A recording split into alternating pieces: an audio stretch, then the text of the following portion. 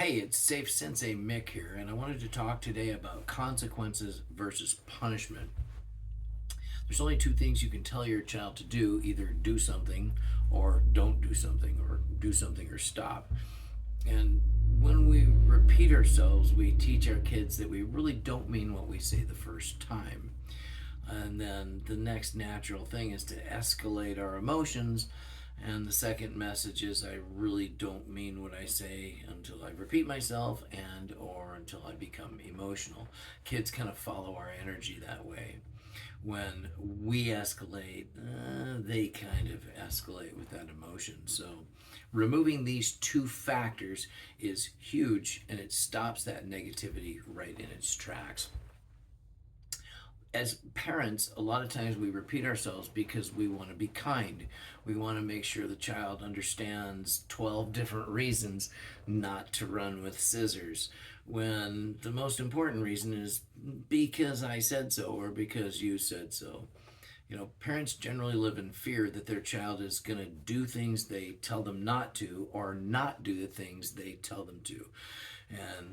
And we repeat ourselves and we build up trying to avoid that uncomfortable moment rather than accepting the fact that kids are going to test those boundaries and being prepared when they do with written consequence lists. When you have a consequence prepared and planned, it makes it much easier on you, the parent, and it makes it easier on the child because they ultimately know better where they stand. Obviously, there's times when you should explain more to your children, but more often than not, it should be because I said so. And this video is about those times. Your child is not legally, morally, mentally, or physically your equal. You're the parent that's responsible. You bear the sole responsibility to launch your child into this world as a positive, contributing, and happy member of society. And teaching them there's times where they should say yes, sir, and yes, ma'am, and behave like a lady or a gentleman makes it easier on them. Separating consequences from punishments plays a key role in empowering children to make the healthiest choice the first time. Think about telling your child, don't touch that, that's hot. Inevitably, the child is going to touch what's hot and they're going to get burned. And being there to help them through that experience with love and kindness and understanding is kind of what this system does. Ultimately, we have a 6 point praise and consequence discipline system that we're going to be teaching over the next several videos, and this is a huge part of it. Um, Having two well planned written lists of consequences helps you be prepared to go into the trenches of parenting. And again, having the child do what you tell them to the first time is much easier on the child and it's much easier on you.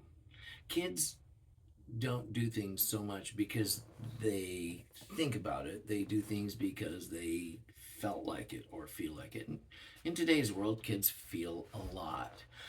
Um, Helping them feel that what mom and dad say is important to follow through with the first time is what this system does. It kind of changes so that they don't feel that procrastination or putting something off is easier. It's a great system and it works really well if you're willing to try it. Kids, again, I say they'll follow our energy. So when we repeat ourselves and teach them we don't mean what we say, or when we escalate, they escalate too. So here's how the system of the two written lists works. Number one, the list number one is a list of consequences that are uncomfortable, physically uncomfortable. Wall sits, push up position. Sometimes our go to is to have a child put their nose on the mirror or the wall until they make a better choice. It's a lot more dramatic to escalate and have the challenges and banter and arguments that most parents are stuck in today. Again, parents repeat themselves because they're kind. They want the child to have a fair shake. Think about coming home from a long day of work and saying, can you please wash your hands sometime before dinner? because you're being kind. You don't want to be a hardtail all the time. But what does the child do? Do they get up and do it right away? Almost never. They're much more likely to procrastinate and put it off. And then every time they think about it, they're going to have an increasing sense of a negative affirmation. And every time you think about the fact they're supposed to wash their hands and they didn't, you have that same increasing negative sense, which creates the kind of kerfuffle that is a pattern so many people are stuck in. So having that list ready to go makes it so you're kind of prepared to watch them test and learn their boundaries. Now, list two are takeaways. Taking away something that they value until their behavior changes can be very effective. We believe at the Safe Sensei Project that taking away something they have on their person that they value is much different than, let's say they're going to spend the night at their friend Johnny's house or their friend's house this weekend, and you say, I want you to pick up your socks. I want you to do it right now. If you don't, you're not going to be able to spend the night at Johnny's. And when they opt not to pick up their socks, that thing, the consequence of taking away a future event doesn't have nearly as much impact as taking away something that they have. And I believe in returning whatever the takeaway was as soon as the behavior changes. So many times parents come to me and they say, he doesn't have anything in his bedroom. He's got a mattress, he's got a blanket, I've got all of his stuff in my closet, his tablet, everything else. And this doesn't work because many times a child will sneak into the closet and get what they wanted, their tablet, especially with the increasing draw of social media and the negative influence of the internet. And it kind of teaches the child to be a criminal. And so that's another dynamic to taking everything away for a month or 6 months or whatever else. It just makes it so it's harder and harder to monitor them, and they're more likely to, like I said, exercise criminal behavior and break the rules in an even bigger way. When they make a less than healthy choice, being prepared is the biggest thing. So the takeaways are very effective. The list of things that are uncomfortable really help trigger a different reward and consequence center in the brain. Kids will pay attention more. If you haven't seen our video on docking, you want to dock first, square up with your child, drop your shoulders, use an appropriate touch, and tell them exactly what you want. We have a whole video on docking, and so you guys, I recommend strongly you go back and watch that. Also, keep your eyes out for the future videos that are coming up in the next few weeks about the rest of the 6 points of the discipline system, because it's a praise and discipline system, and it's very effective, but it's not effective if you don't use it. After having tens of thousands of students here, many of them with ADD or ADHD or on the spectrum, when parents get it stuck in that rut where they continue to repeat themselves, it's a pattern of being uncomfortable. So following through with consequences works so much better than having that banter or that argument or kind of the negotiations that happen with parents and children, so common today, before a timeout is deployed. We want to avoid that. And don't teach them that your child is your equal. They are not your equal. You are the parent. You are the one that's responsible to make sure that these kids are happy and healthy and become ladies and gentlemen. It's super important. The consequences versus punishments. Consequences are a natural thing that happens. Like if I wash my car, I'm going to have a nice clean car. If I don't, I'm going to have a dirty car. If I tell a child, don't touch that, that's hot, and they come back and they go, hot, that's a natural consequence. Instead of when we're frustrated and we're escalating and we tell them what we want and we grab a consequence out of the air and we throw it out there. So many times parents worry, was that an appropriate consequence? time out with the peanut butter sandwich really a consequence that was effective? Should I have spanked or swatted? And that's a whole separate subject we can get into later on. But I believe that teaching a child you mean what you say the first time is the easiest way to helping kids be the best they can be in this ever so changing dynamic world. With all the negative influences kids are having, they're being trained that they are a victim and that they should buck the system.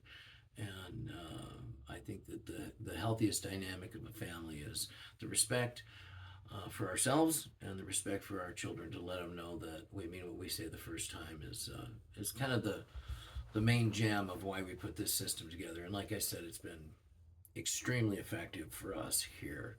Praise and consequence. When a child makes less than a healthy choice, I believe in praising them. Now, if they opt out and they don't do what you tell them to, that's when we praise them. And I know right now that doesn't make sense, but bear with me a minute. Let's say that you say, I want you to pick up your socks. I want you to do it right now. If you don't, you're going to have to put your nose on the refrigerator. When they don't, you praise them, and this is how that goes. You say, oh, I'm so proud of you. You're making choices. Honey, our girl is growing up. She's making choices. Now, that's not the choice I would have made. Let's have our consequences. This does four main psychological things. Number one, you don't feel like you're the consequence because the child chose the experience.